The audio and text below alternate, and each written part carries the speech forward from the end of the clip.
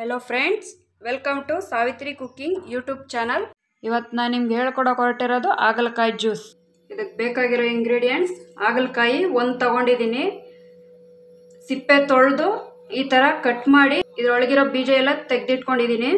Jeera powder ಅರ್ಧ tea spoon, ಮೆಣಸು powder ಅರ್ಧ ಟೀ ಸ್ಪೂನ್, ಉಪ್ಪು ಅರ್ಧ ಟೀ ಸ್ಪೂನ್. ನೋಡಿ, ಒಂದು ಟೂತ್ ಪಿಕ್ ತಗೊಂಡು ಇದಕ್ಕೆ ಈ ಥರ ಹಿಂಗೆ ಹೋಲ್ ಮಾಡಿ. ಹಿಂಗೆ ಯಾಕೆ ಹೋಲ್ ಮಾಡ್ತಾ ಇದ್ದೀನಿ ಅಂದರೆ, ನಾವು ಇದನ್ನೆಲ್ಲ ಸವರ್ಬೇಕಲ್ವಾ, ಅದೆಲ್ಲ ಅದರೊಳಗಡೆ ಇಳ್ಕೊಳ್ಳುತ್ತೆ. ಹಾಗಲಕಾಯಿ ಬಾಯಿಗೆ ಕಹಿ ಅನಿಸಿದ್ರು ದೇಹಕ್ಕೆ ಸಿಹಿ.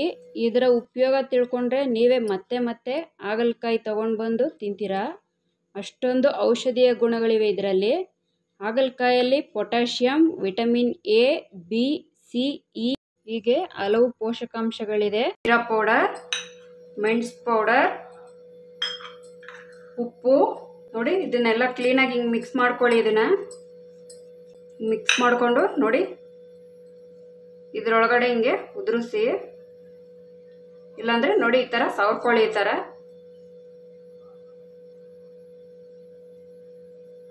ನೋಡಿ, ಈ ಥರ ಸವರಿ ಇಟ್ಕೊಂಡಿದ್ದೀನಿ.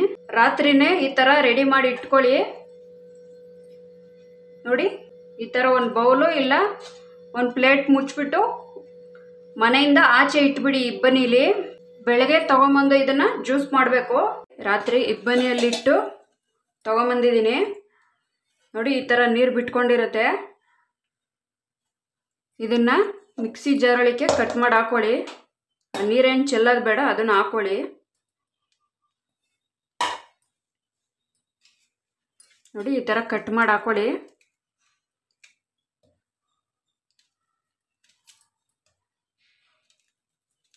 ಕಟ್ ಮಾಡಿ ಹಾಕಿದ್ಮೇಲೆ ಆ ರಸ ಇರುತ್ತಲ್ಲ ಅದು ಹಾಕ್ಬಿಡಿ. ನೀರು ಅರ್ಧ ಗ್ಲಾಸ್ ಹಾಕೊಂಡು ರುಬ್ಕೊಳ್ಳಿ. ಫಸ್ಟು ನಿಂಬೆ ರಸ 2 ಟೇಬಲ್ ಸ್ಪೂನ್. ಇದನ್ನು ಗ್ರೈಂಡ್ ಮಾಡ್ಕೊಳ್ಳಿ. ಇದನ್ನು ಗ್ರೈಂಡ್ ಮಾಡ್ಕೊಳ್ಳಿ. ಫೈನ್ ಪೇಸ್ಟ್ ಆಗೋವರೆಗೂ ಗ್ರೈಂಡ್ ಮಾಡ್ಕೋಬೇಕು.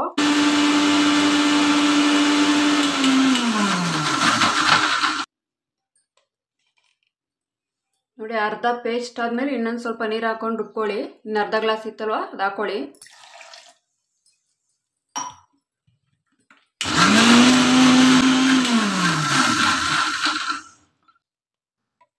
ನೋಡಿ, ಆಗಿದೆ. ಸೋಸ್ಕೊಳ್ಳಿ ಇದನ್ನ. ಶುಗರ್ ಇರೋರಿಗೆ ಹೇಳಿ ಮಾಡಿಸಿದ ಕಾಯಿ ಅಂತಲೇ ಹೇಳ್ಬೋದು. ದೇಹದಲ್ಲಿರೋ ಬೇಡವಾದ ಕೊಬ್ಬನ್ನು ಕೂಡ ಕರಗಿಸುತ್ತೆ. ಶುಗರ್ ಲೆವೆಲ್ನ ಕಡಿಮೆ ಮಾಡಿ ಇನ್ಸುಲಿನ್ ಮಟ್ಟನ ಹೆಚ್ಚಿಸುತ್ತೆ. ವಾತ ಪಿತ್ತ ಕಫಕ್ಕೆ ಒಳ್ಳೆ ಮದ್ದು ಅಂತಲೇ ಹೇಳ್ಬೋದು. ಹೃದಯ ಸಂಬಂಧಿ ಕಾಯಿಲೆಗೆ ಕೂಡ ತುಂಬ ಒಳ್ಳೆಯದು. ಚರ್ಮ ರೋಗಕ್ಕೂ ಕೂಡ ಒಳ್ಳೆ ಮದ್ದು ಅಂತಲೇ ಹೇಳ್ಬೋದು.